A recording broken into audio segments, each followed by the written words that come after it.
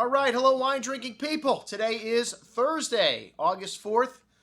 Pretty hot out there. Hey, it's always cool at the Wine Watch, 64 degrees. And we got a lot of drinking going on between these four walls. And still trying to get caught up with last week's events. We had a Pinot Noir tasting at Cafe Maxx, and let me tell you, Pinot Noir has become tremendously popular. I remember years ago, we'd do a Pinot Noir tasting and like 5 people would show up. Today, 55 people. Incredibly successful event, and hey, we really give you your money's worth at these every other Wednesday night at Cafe Maxx. You know, for $35, we had 8 great Pinot Noirs, and then Ali sent out like 3 or 4 different small amuse type courses. I think he does 2 for each plate. You know, I don't get to eat too much at these events when there's 50 people at them. I'm walking around talking to everybody, trying to introduce the wines. And thank you, Anthony Pannone and Craig Elliot. These are the 2 guys that helped me with this tasting, and some awesome Pinot Noir.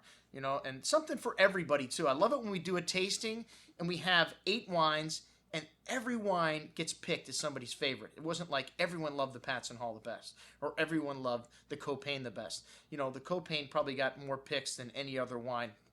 You know, I talked to all 50 people that were there, but hey, the Domaine Serene people liked, the Tally, the Aubin Clement Vineyard wine, awesome. And every wine, it seemingly had someone that liked it, you know, in the group best, which goes to show, you know, we had 8 really good wines. They're just different stylistically. All right, we started off with the Banshee wine from Sonoma County, and for a $20 Pinot, man, this is a nice little wine. The former sales manager for Eric Solomon put this together with a winemaker for Crush Pad, and it's got some nice raspberry, red cherry fruit on the nose, maybe a little hint of burnt rubber. Somebody pointed out there, which, you know, it's amazing when someone points something like that out to you. You go, wow, maybe that is a little bit of burnt rubber, but not off-putting in this wine at all. You know, it had a really nice amount of fruit there as well, some nice balanced acidity and lovely velvety texture, one of the things that we love about Pinot Noir. Definitely the lightest of all the wines that we had in terms of complexity, but a nice little Pinot nonetheless for under 20 bucks.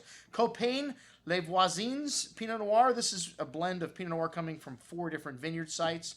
Actually, 1, 2, 3, 4, 5 different vineyard sites in Anderson Valley, and really expressive, really lovely fruit in this wine.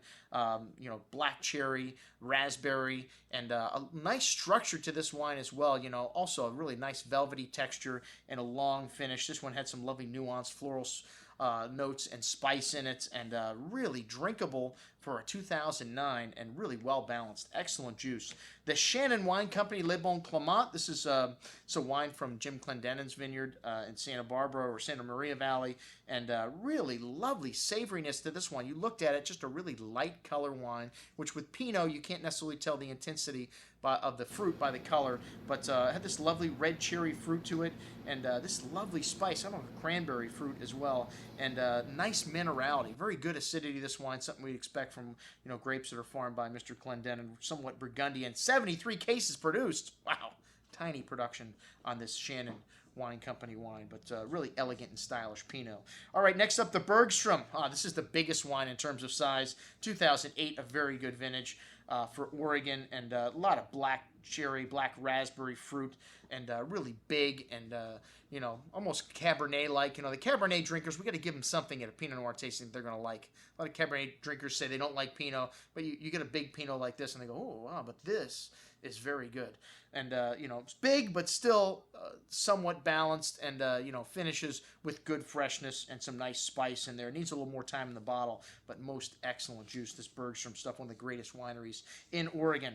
All right, Domaine Serene. Speaking of the greatest wineries in Oregon, we had their Yamhill Cuvée, which is basically a declassification of the Evenstadt wine. In great vintages like 2008, they make a tiny amount of this wine. So not cheap, you know, $40, $38 a bottle, but a very well-balanced Pinot, really big fruit, but still lovely spice and lovely savoriness on the finish. But definitely in that category, you know, more bigger style Pinot there. Excellent juice. 2009 Patson Hall, man, this was the crowd pleaser. This is the big Pinot, Cabernet drinkers, black cherry, had a fresh flowers, exotic spice, very big and chewy, and still had some nice freshness to it, but a real fruit bomb, man. This is what people love about California wines, the accessibility at a young age. Wine drinking excellent right now.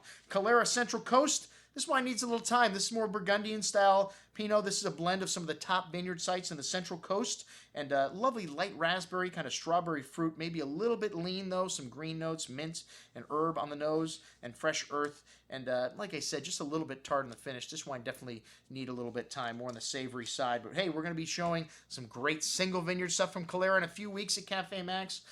We've got a wonderful tasting dinner set up there with some library stuff from one of the greatest Pinot producers in California that's sent out direct from California for our event. Check it out on the website. The menu's up there. And then finishing up the rear, last but not least, the Tally.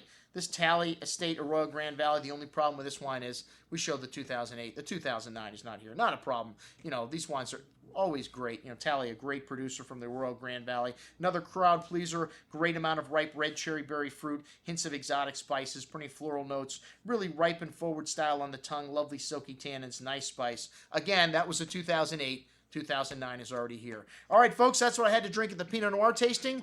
I'm your host, Andrew Lamposoni, signing off for the Wine Watch, saying remember, always drink the good stuff first.